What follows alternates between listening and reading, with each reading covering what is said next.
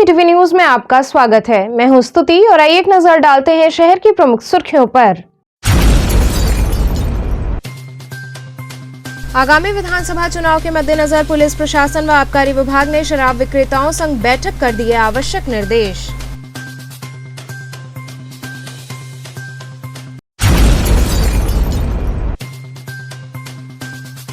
मंडवाडी के महमूदगंज क्षेत्र में रेलवे प्रशासन द्वारा 3 मंजिला मकान को किया गया धराशायी।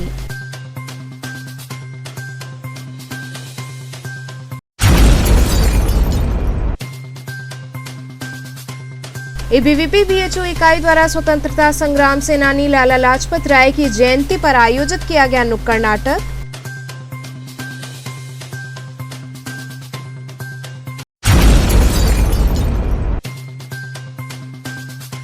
और वाराणसी पहुंचे प्रतापगढ़ के कुंडा से विधायक रघुराज प्रताप सिंह ने संकट मोचन दरबार में लगाई हाजिरी।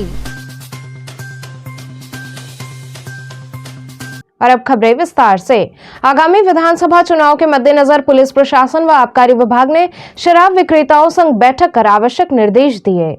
आगामी विधानसभा चुनाव को देखते हुए कोतवाली थाने में मजिस्ट्रेट गिरीश कुमार द्विवेदी, कोतवाली एसीपी त्रिलोचन त्रिपाठी, थाना प्रभारी भरत उपाध्याय सहित आबकारी विभाग के अधिकारियों की उपस्थिति में शराब के दुकानदारों के साथ शासन के आदेशानुसार बैठक संपन्न हुई, जिसमें दुकानदारों को सख्त आदेश दिया गया कि चुनाव आयोग के निर्देशानुसार ही दुकानों में शराब रखें, सीसीटीवी हमेशा ठीक रखें, स्टॉक से ज्यादा शराब न रखें आदि बातों पर विशेष ध्यान दिए जाने की बात कही गई। वहीं समय समय पर दुकानों की स्टॉक जांच की जाएगी, अगर कोई गड़बड़ी मिली तो सख्त कार्रवाई की जाएगी। आज ये जो बैठक थी हमारे माननीय निर्वाचन आयोग के द्वारा जो एमसीसी गाइडलाइंस बताई गई हैं उन्हीं के अनुपालन हेतु हमने यहाँ पे जितने हमारे शराब डीलर्स थे उन सबको बुलाया था और साथ में यहाँ के आबकारी इंस्पेक्टर्स, हमारे पूरे क्षेत्रों के तीनों इंस्पेक्टर्स, हमारे यहाँ कोतवाली के इंस्पेक्टर, हमारे यहाँ एसीपी साहब कोतवाली के, सभी को बुला करके हमने एक सेंसिटाइजेशन की मीटिंग रखी थी, जिससे कि इन सबको पहले ही परिचित कराया जा सके कि जो गाइडलाइंस आई हैं उनके अनुपालन है तो आपको किन किन चीज़ों में विशेष ध्यान रखना है। जैसे स्पेशली दुकान पे सारी चीज़ों का जो प्रदर्शन होना है वो नियमानुसार हो, दुकान के सामने कोई भी इस तरीके से खड़े होकर के इलीगल कोई एक्टिविटीज़ ना कर सके। इन सबसे पहले से इनको एक्टिव करा दिया जा रहा है, जिससे कि ऐसी कोई घटना होने से पहले ही हम उसे रोक सकें।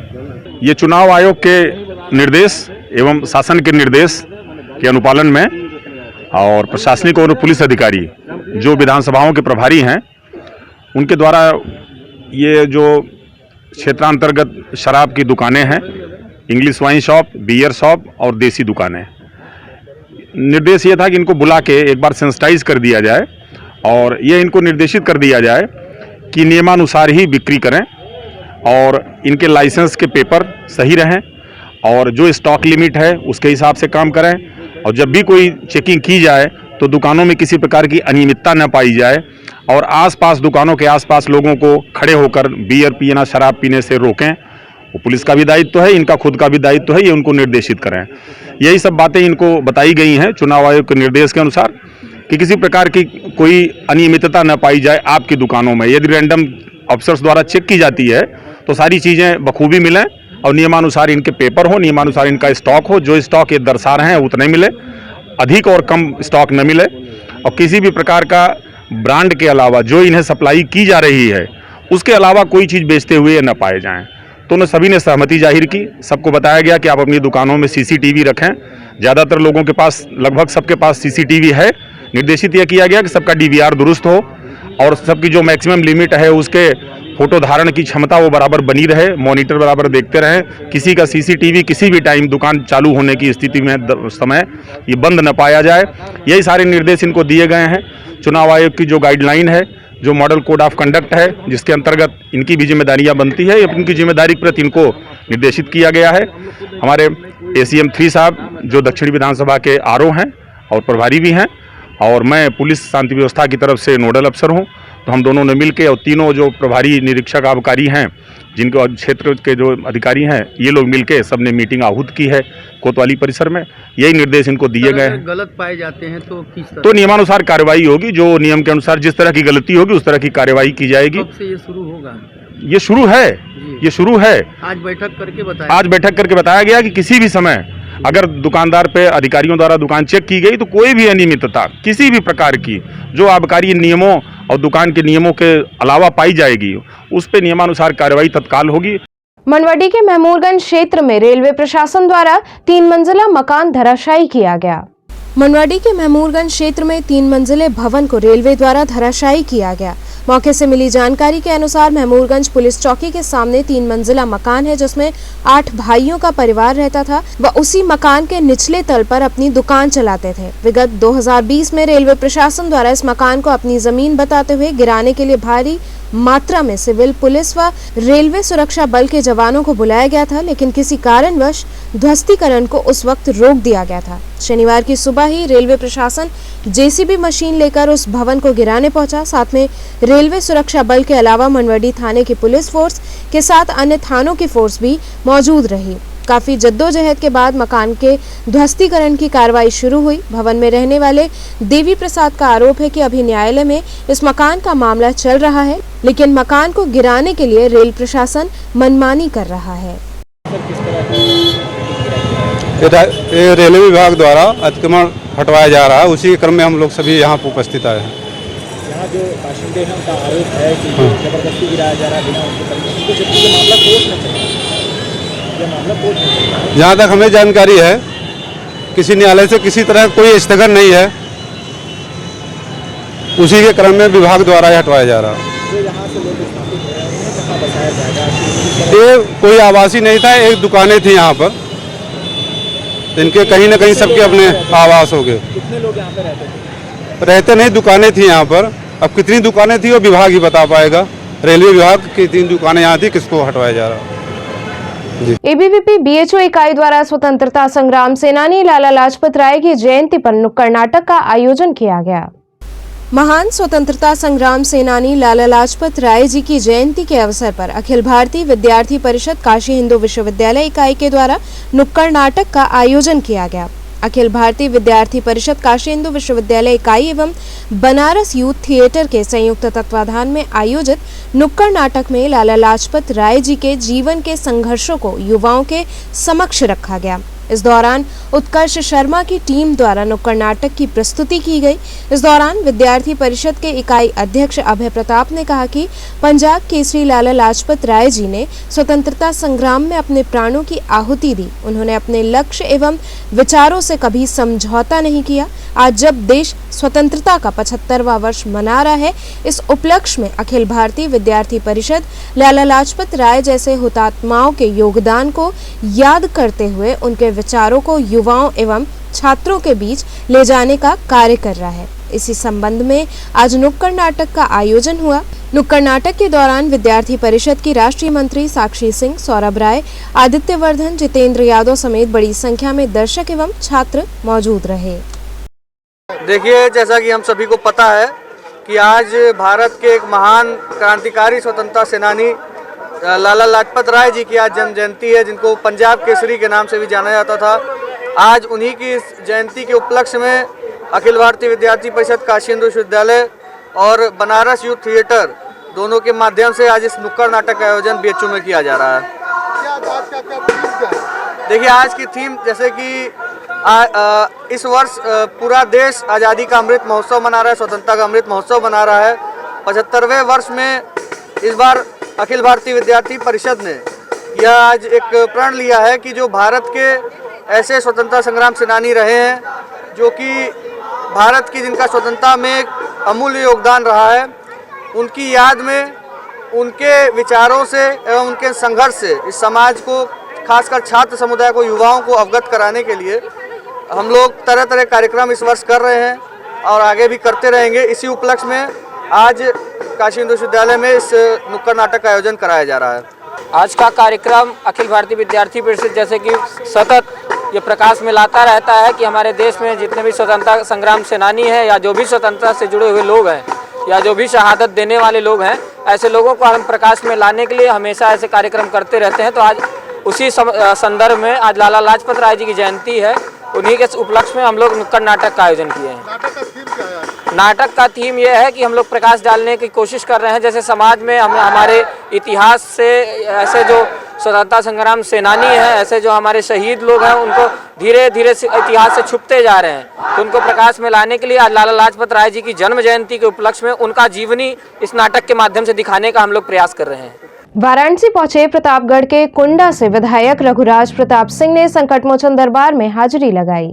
उत्तर प्रदेश विधानसभा चुनाव का शंखनाद हो चुका है। ऐसे में तमाम नेता मंदिरों में दर्शन पूजन के बाद जनता की अदालत का रुख कर रहे हैं। इसी क्रम में प्रतापगढ़ के कुंडा से मौजूदा विधायक रघुराज प्रताप सिंह काशी आए और संकटमोचन मंदिर में दर्शन पूजन करने पहुंचे। उन्होंने संकटमोचन दरबार में शीश नवाया और प्रभु से आशीर्वाद लिया।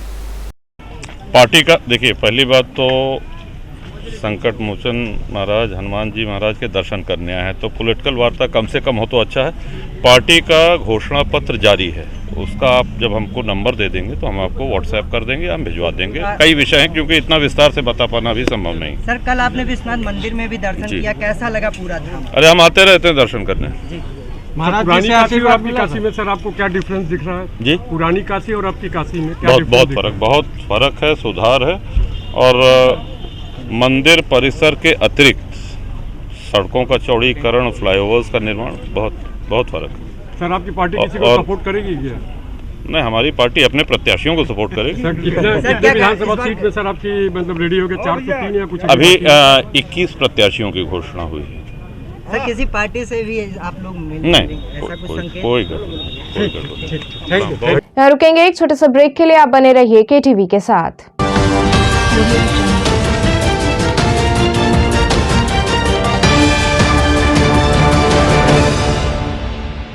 खबरों से जुड़े रहने के लिए हमारे चैनल KTV वाराणसी को सब्सक्राइब करें और लेटेस्ट अपडेट्स के लिए बेल आइकन को प्रेस करें।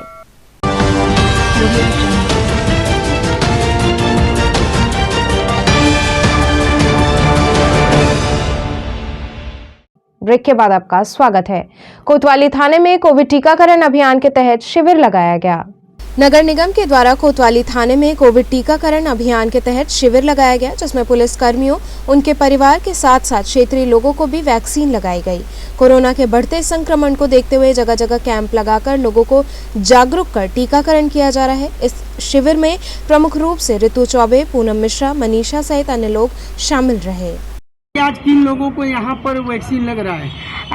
सर, 5 डोज भी लग रहा है, 2nd डोज भी लग रहा है, बूस्टर डोज लग रहा है।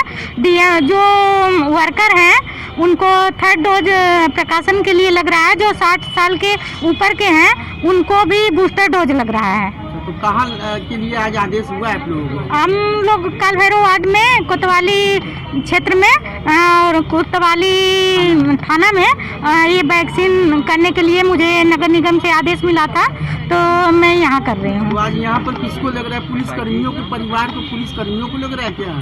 पुलिस कर्मियों को भी लग रहा है, अदर भी जो फील्ड के लोग आ रहे हैं उनको भी लग रहा है। कितने लोगों का लिस्ट है आज यहाँ मतलब लग सकता है? 200 का डोज है, हमने 150 करीब लग चुकी है, वैक्सीनेशन हमारा हो चुका है, 50 डोज बचा है। काशी के 4 विभूतियों को भारत सरकार ने पद्म भूषण व पद्मश्री से सम्मानित किया है, उनका अभिनंदन किया गया। बाबा विश्वनाथ की नगरी काशी को सर्व विद्या की राजधानी भी कहा जाता है। विद्वान और बुद्धिजीवियों की धरती काशी ने अनेक विभूतियों को जन्म दिया और इन विभूतियों द्वारा देश विदेश में अपनी योग्यता के माध्यम से शिक्षा का प्रचार प्रसार कर काशी समेत भारत का मान सम्मान बढ़ाया गया। इसी क्रम को आगे बढ़ाते हुए काशी के 4 विभूतियों ने अपने अपने कार्यक्षेत्र में बड़ी उपलब्धि हासिल की, जिसे देखते हुए भारत सरकार द्वारा उन्हें पद्म भूषण व पद्मश्री से सम्मानित किया गया। शिक्षा के विभिन्न क्षेत्रों में जिन 4 विद्वानों को ये सम्मान प्राप्त हुआ है, उनका अभिनंदन किया गया। इसके बाद पद्मश्री से सम्मानित सितार वादक पंडित शिवनाथ मिश्र का भदैनी स्थित उनके आवास पर पहुंचकर उनका अभिनंदन किया गया। अंत में पद्मश्री से सम्मानित 125 वर्षीय योग गुरु शिवानंद स्वामी को कबीर नगर दुर्गाकुंड स्थित उनके आवास पर जाकर अंगवस्त्रम पुष्पगुच्छ प्रदान कर उनका अभिनंदन किया गया। सरकार ने हमको पद्मश्री दिया, मैं सरकार को धन्यवाद दे रहा हूँ। हमको उस योग समझे। आज हमारी जो साधना, हमने जो सितार शुरू किया था करीब 64-65 साल से, आज वो जाके पूर्ण हुआ और मैं निरंतर संगीत की सेवा करता रहूँगा। इसमें कलाकारों का भी सम्मान बढ़ा, काशीवासियों का सम्मान बढ़ा। ये केवल हमारा अवार्ड नहीं है, ये पूरा बनारस का अवार्ड है। ये जो पुरस्कार पूरा बनारस के लिए समझिए है, सबको समर्पित है। तो गुरुजी के इसको लेकर के काशी में आप इसको धन्यवाद देना चाहते हैं? मैं धन्यवाद देना चाहूँगा बाबा विश्वनाथ को कि आज उनके प्रेरणा से हमको यह सम्मान मिला। उसके बाद मैं अपने गुरुजनों, अपने परिवार को भी इसमें उन लोगों का काफ़ी श्रेय है। हमारे दादा परदादा, हम लोगों का 11वां जनरेशन चल रहा है, तो मैं उन लोगों को भी हमारी पत्नी बहुत चाहती थी कि हमको यह पद्म अलंकरण मिले। वो इस समय नहीं है, मगर आज उनको आत्मा को भी शांति मिलेगा। तो गुरुजी संतूर या किसी भी संगीत को आगे बढ़ाने के लिए सरकार से कुछ मांग करेंगे? मैं सरकार से यह प्रार्थना करूंगा कि जिस तरह से हमको यह पुरस्कार मिला है, उसी तरह से काशीवासी में बहुत से कलाकार ऐसे हैं जिसको सम्मान वह नहीं मिला है। मैं सरकार से प्रार्थना करूंगा यह सम्मान उस योग उन जो लोग भी हों उनको यह सम्मान मिले, और जिससे कि हमारा संगीत और आगे बढ़े। तो गुरुजी सितार जो है बहुत कम होता जा रहा है। हाँ, तो सितार जो है पंडित रविशंकर जी के बाद ये बनारस में हमको समझिए पहले हम व्यक्ति हैं जिसको कि रविशंकर जी के बाद सितार में पद्मश्री मिला है। तो इसको आगे बढ़ाएंगे? हम बढ़ाएंगे इसको। हमारे पुत्र देवव्रत और उसके बाद हमारे पौत्र कृष्णा मिश्रा इसको। देखिए, ये बहुत बड़ा अवार्ड है और पंडित रविशंकर जी जो काशी के थे, चूँकि वो वाराणसी घराने के नहीं थे, वो मैहर घराने के थे, तो लेकिन वो काशी से थे, तो उनके बाद पंडित रविशंकर जी के बाद पंडित शिवनाथ मिश्र जी को सितार वादन के क्षेत्र में ये पद्म अलंकरण मिला है। और बनारस घराने के सितार को ये पहली बार पद्म अलंकरण मिला है। और पिताजी ने बनारस घराने के सितार को पूरे विश्व में फैलाया है, और ये एक बहुत बड़ी बात है। और सरकार ने उनके इस कार्य को देखते हुए उन्हें पद्म अलंकरण से सम्मानित किया है। देखा जाए तो सितार वादन बहुत कम होता जा रहा है, तो इसके लिए सरकार से कुछ मांग करेंगे या इसे आप लोग ही आगे खींचेंगे? नहीं, ऐसा है, देखिए हर चीज़ को सरकार से कहा नहीं जा सकता है। सरकार अपना कार्य कर रही है और सरकार अपना कार्य कर रही है। और सबसे बड़ी बात यह है कि हम सभी का ये फ़र्ज़ बनता है, हम सभी कलाकारों का, जो सितार वादक हैं, उनका फ़र्ज़ बनता है कि सितार को अधिक से अधिक फैलाएं और इसको प्रत्येक पाठ्यक्रम में रखें। जो हाई स्कूल है, इंटर है, इसको सितार एक विषय रहे हर स्कूलों में, तो ये इसका तब जो जाके ये बढ़ेगा, इसका मांग बढ़ेगा, इसको सीखने वाले बढ़ेंगे, इसको बजाने वाले बढ़ेंगे। तो लगातार गुरु जी का सम्मान हो रहा है, अभी आगे होता भी रहेगा, तो काशी वासियों को क्या संदेश देंगे? भाई, ये सम्मान जो है, हम एक सितार वादक हैं, चूँकि हमारे गुरु को मिला है, हमारे पिताजी को मिला है, और मेरे लिए बहुत ही हर्ष का विषय है। और ये सम्मान पिताजी का ही नहीं है केवल, ये पूरे बनारस का सम्मान है, पूरे काशी का सम्मान है, ये पूरे संगीतज्ञों का सम्मान है, ये पूरे सितार वादकों का सम्मान है। तो इसको हर कोई आनंदित है, पूरा काशी आनंदित है कि ऐसे कलाकार को ये पद्म अलंकरण मिला है। तो आप सभी इसके भागीदार हैं। चंदौली के अलीनगर थाने की पुलिस ने 3 लाख की अंग्रेजी शराब के साथ 2 तस्करों को गिरफ्तार कर लिया।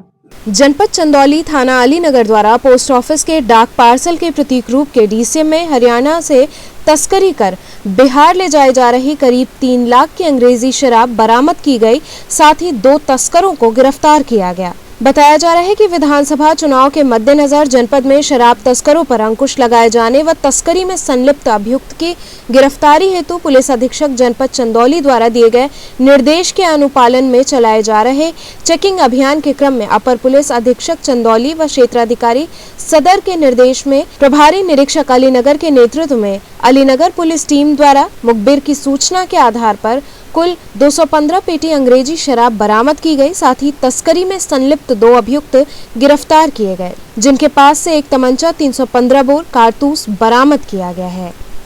सर, ये बरामदगी हुई है अलीनगर में, क्या मामला है ये? दिनांक 28 तारीख को जरिए मुखबिर सूचना मिली इंस्पेक्टर अलीनगर को कि डीसीएम गाड़ी में भारी मात्रा में शराब जा रही है बिहार। इस सूचना पर इंस्पेक्टर अलीनगर और उनके साथ के लोगों ने मिलकर के चंद्रखा पुलिया के पास घेराबंदी किया तो एक डीसीएम पकड़ी गई, जिसपे डाक विभाग का मोनोग्राम बना हुआ था। पूरी गाड़ी डाक विभाग की लग रही थी, जिसमें 2 व्यक्ति पकड़े गए, उनकी तलाशी ली गई गाड़ी की, तो 215 पेटी हरियाणा निर्मित शराब बरामद हुई, जिसमें करीब 2000 लीटर शराब थी, जिसकी कुल कीमत 32 लाख रुपए है। कहाँ से कहाँ ले जा रहे थे ये लोग, और क्या इनका कोई आपराधिक इतिहास भी है? इनका आपराधिक इतिहास पता किया जा रहा है, और इन लोग के पास से सबसे बड़ी बात यह है कि 2 तमंचे और कारतूस भी बरामद हुए हैं। ताकि इनसे पूछा जाए तो इन्होंने बताया कि अगर कोई हमको आसपास रोकने की कोशिश करता है तो हम लोग इसका उपयोग करते हैं। क्या कार्रवाई की जा रही है इनके खिलाफ? 60 एक्साइज एक्ट का मुकदमा, 420 का मुकदमा, 25 आर्म्स एक्ट का मुकदमा लिख करके इनको जेल भेजा जा रहा है। मतदाता फोटो पहचान पत्र में निर्वाचन आयोग द्वारा भारी गड़बड़ी का मामला सामने आया। वाराणसी के मतदाताओं के मतदाता फोटो पहचान पत्र में भारत निर्वाचन आयोग द्वारा भारी गड़बड़ी होने का मामला सामने आया है। मतदाता का नाम पता तो सही है, परंतु फोटो किसी अज्ञात व्यक्ति का लगाकर एक ही पते पर 2 मतदाता फोटो पहचान पत्र भेजा गया है, जिससे भारत निर्वाचन आयोग पर सवालिया निशान खड़ा हो गया है। आपको बता दें कि 1 वर्ष पूर्व विधानसभा चुनाव को देखते हुए भारत निर्वाचन आयोग के निर्देश पर घर घर जाकर बीएलओ द्वारा मतदाता पहचान पत्र बनाने का कार्य किया जा रहा था। इसी कड़ी में शहर दक्षिणी विधानसभा वाराणसी कोतवाली वार्ड के बीएलओ राजू शर्मा के घर पहुंचे और घर के सभी सदस्य का नियम के तहत मतदाता परिचय पत्र बनाने के लिए नाम पता फोटो लिया। इसके बाद जब 1 हफ्ता पूर्व मतदाता फोटो पहचान पत्र स्पीड पोस्ट द्वारा आया तो उसमें नाम पता सही था, परंतु फोटो किसी अज्ञात युवक की लगी हुई है, जिसकी शिकायत डीएम से लेकर विकास भवन तक की गई। इसके बावजूद भी त्रुटिपूर्ण मतदाता फोटो पहचान पत्र को सही करने का कार्य नहीं किया गया है। समस्या यही है कि हम 7 मार्च को हमारे वाराणसी में वोट पड़ना है और मेरे बेटे का फर्जी आईडी बनाकर भेजा गया है। इस पे मेरा नाम पता सब लिखा हुआ है, मेरे बेटे का नाम सागर शर्मा है, उसका नाम लिखा हुआ है, लेकिन फोटो किसी और का है। मैं वाराणसी के डीएम साहब से कहना चाहता हूँ कि आप वाराणसी निर्वाचन आयोग का यहाँ वाराणसी के निर्वाचन मालिक बने हैं, लेकिन आपने बताइए फोटो किसका लगा के भेजा गया है, इस पे आप गौर करिए। क्योंकि मेरा बेटा अगर ये लेके जाएगा पहचान पत्र लेके वोट डालने तो आप उसको कहेंगे फर्जी, हम आपको जेल भेज रहे हैं। लेकिन जिसका ये फोटो है वो मेरा फर्जी वोट ले आकर डाल सकता है इस फोटो के माध्यम से। कार्ड में क्या समस्या है? इसमें मेरा नाम और मेरे बेटे का नाम सब सही है, मेरा आता पता सब सही है, लेकिन फोटो फर्जी डाला गया है। फोटो किसका है कुछ ये अभी हमें इस फोटो का पहचान के बारे में कुछ नहीं पता मिल रहा है, लेकिन मैं यही कहना चाहता हूँ कि जिसका फोटो है मेरा पहचान पत्र अगर उसके पास गया होगा तो मेरा वोट वो डाल सकता है, लेकिन मैं वोट डालने जाऊँगा तो मुझे कहा जाएगा कि ये फर्जी है। तो चलते चलते पुनः एक नजर डालते हैं शहर की प्रमुख सुर्खियों पर। आगामी विधानसभा चुनाव के मद्देनजर पुलिस प्रशासन व आबकारी विभाग ने शराब विक्रेताओं संग बैठक कर दिए आवश्यक निर्देश।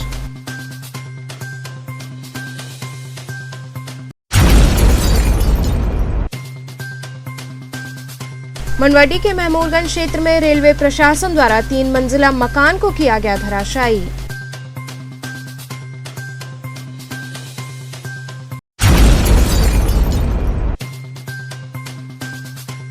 एबीवीपी बीएचओ इकाई द्वारा स्वतंत्रता संग्राम सेनानी लाला लाजपत राय की जयंती पर आयोजित किया गया नुक्कड़ नाटक।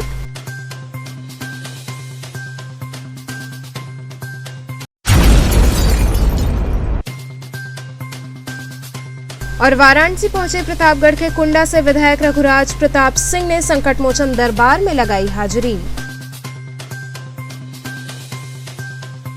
तो थे आज के समाचार, कल फिर होगी मुलाकात, तब तक के लिए नमस्कार।